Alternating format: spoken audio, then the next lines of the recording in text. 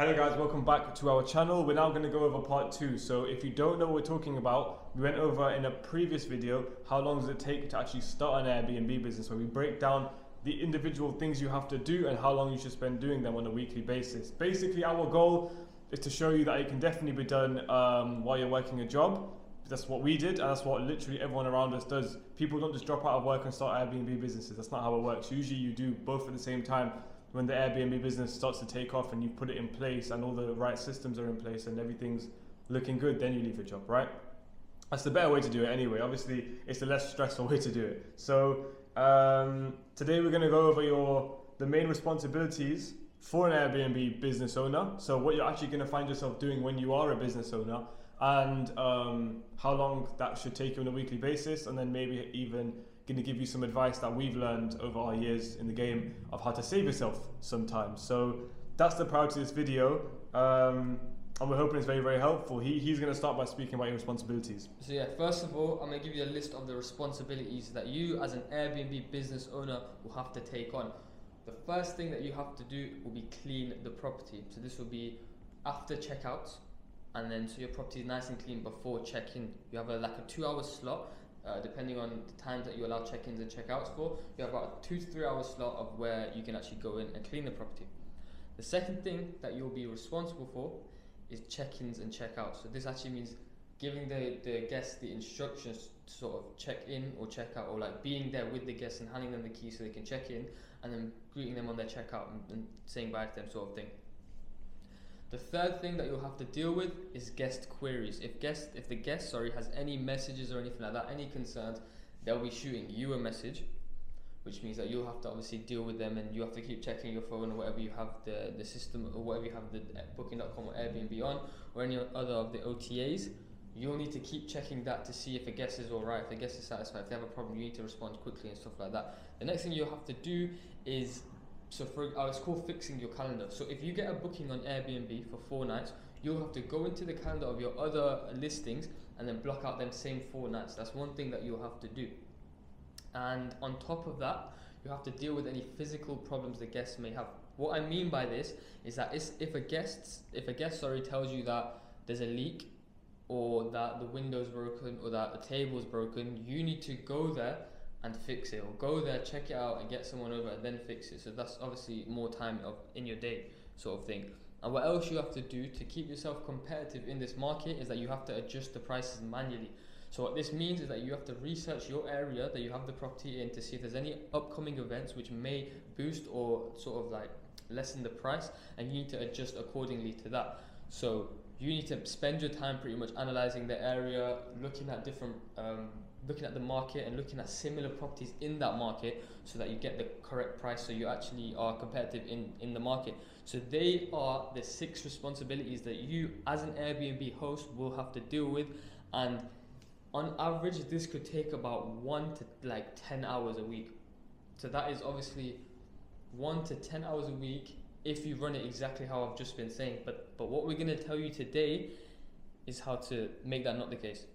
So if 1 to 10 hours a week, you're looking at that and you're like, wow, I don't want to do that, watch the rest of this video, because he's going to explain the exact systems you need to put in place in order to completely cut that down.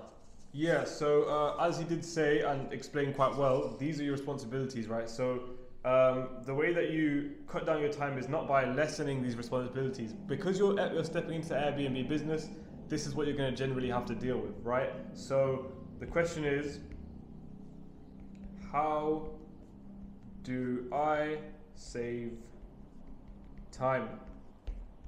Because you haven't started the business because you want a second job.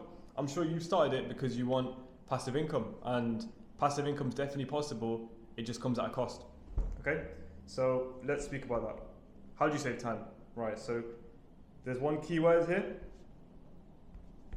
and you save time by putting in systems. The biggest businesses in the world, such as Amazon, Apple, any business you can imagine, the biggest ones in the world, the reason they've been able to scale to become the biggest, and they're still fulfilling customers and they're still getting sales and they're still doing all those things, is because they have systems. With Amazon, do you think Jeff Bezos sends you the parcel himself? He doesn't. He has a set of people that do it for him. He delegates, right? Airbnb, this sort of business is exactly the same. You must delegate. How do you do that? So for each of those bits, I'll basically go through how you delegate. So let's look at check-in, or let's look at cleaning, sorry. Right, cleaning. How do you systemize your cleaning? Get cleaners. Get cleaners. You need to get cleaners, and then once you hire them, what you should do is don't hire like hotel cleaners, because they basically have like every 2 weeks or so they'll clean the property. You don't want that. You want cleaners that have a schedule, which matches your property schedule. So let's say you have a booking for 4 nights, you want the cleaner to do the check-in, the check-out. So you want them to clean when the previous guest leaves, and then when this current one that's staying is also going to leave, and then so on and so forth. You want these cleaners to basically be your legs on the ground. So you don't want to go visit that property all the time unless you're inspecting, and they should be doing the cleans for you. There's many benefits to this. Obviously, it saves you a lot of time, and because they're better at, well, they're cleaners, right? So chances are they're probably going to do a better job of cleaning than you will. I'm not saying you're a bad cleaner, but they're professionals. It's their business. I'd like to imagine their standard will be pretty high. So that's what you need to do. Instead of cleaning it yourself, get some cleaners.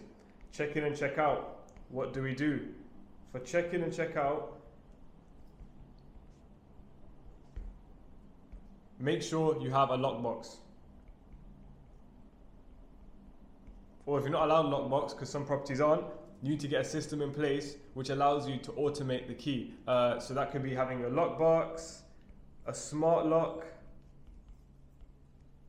That could mean having a key nest system set up where shop owner is nearby. Let's say your property's on top of a convenience store. You basically make a little deal with the convenience store owner that he or she has your key, and then the guest collects it from them. We don't recommend that because it can be a bit inconvenient, especially for the shop owner.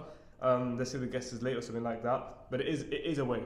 And if you don't have any other way, that could be better. That is still better than you having to go and physically handle and deliver that key to people, right? Because your time is money at the end of the day when you're running a business, so you need to make sure you're using it well. So that's how you systemize your check-in, check-out. Guest queries and stuff like that. I think you should start out in the business by doing it yourself so that you can learn how to actually do it properly. But then once you know how to do it properly and you're able to train someone, get a VA. What is a VA? It's a virtual assistant. These are people in the Philippines that will basically handle your messaging.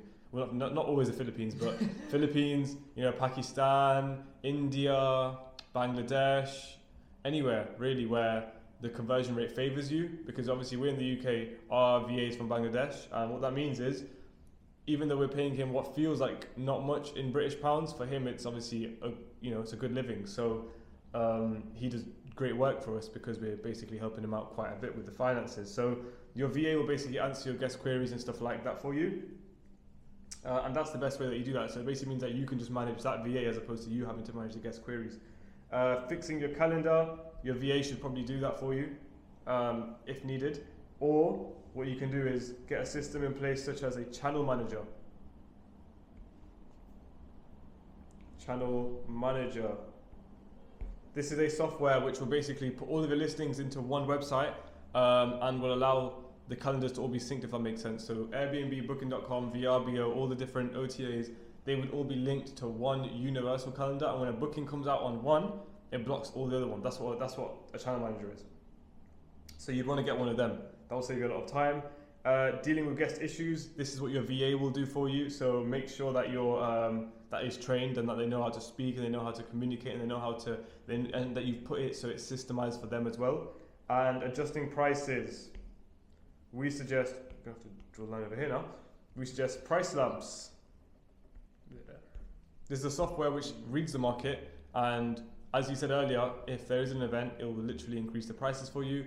If there isn't like anything that's of note and it's detecting that seasons are going down, it will drop the prices for you. And of course, it will drop it within reason. you tell it the max to drop and the max to raise. So price lamps really good. It basically means that you don't have to keep scouring the market, and it will change those prices for you. So that's a great way to make sure you've systemized. So I'm just going to circle them right now. Very important that you get all these in place. Now, if you do have them all in place, what you'll find is that you're spending about 1 hour in your business. About 1 hour. So if you're working a job and you're scaling and you're growing and you want to keep going, you only really need an hour a week to run that business. Like you can still work your job, you can still get that stable income coming in from your job, and then let your business grow in the background. That's perfectly fine. But the point of this video is to show you that with these sort of things, number one, they're inexpensive, and number two, they're paramount if you want to make sure you're growing your business while having a job, because it literally can save you 10 plus hours a week just having those systems in place. And that then means that you're not sacrificing your whole life for the business, and instead what you're doing is running your job and running a business. And then when the business does well enough that it overtakes a job, with Airbnb that's pretty quick, then what you do is you leave your job. Simple as. Is there anything that you want to add to that? No, that was pretty much spot on. Pretty much spot on. The only thing that I would add is that when it comes to like physical work as well, so if a guest contacts you, but it's not you, it's the VA, they contact the VA and say the table's broken. Obviously, the VA can't come fly over from Bangladesh, wherever they're from, and go and fix the table. So what you need to do is get a handyman as well, who is willing to go out to the property and obviously fix the table or whatever, or check on it and then order a new one for you, sort of thing. And then you obviously cover that in the invoice. That's what you need to do. And you need to build a good relationship with that handyman, just so that they are obviously more than willing to help you. You need to pay them on time, you need to pay them well, you need to treat them like because you essentially they're your business partners at that point. So you need to treat them as well as possible. They're literally part of your team. So make sure you get a handyman in place so that you don't have to go there and do any physical work, because that again is gonna waste a lot of your time. Because imagine you have multiple properties, every single day there's a different problem. You're gonna be out. Once you have a handyman in place, literally just drop them a message, sorted. So that's exactly what's going to save you that much time and allow you to spend only 1 hour a week at most, pretty much, on your Airbnb business. And also, when it comes to that 1 hour a week, none of it is actually at the property. You only go to the property if you want to inspect it.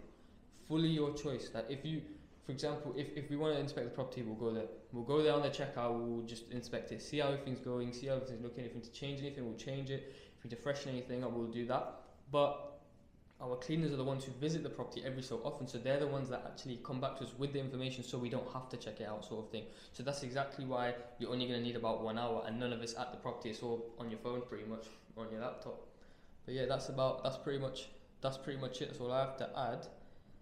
And yeah, that's perfectly fine.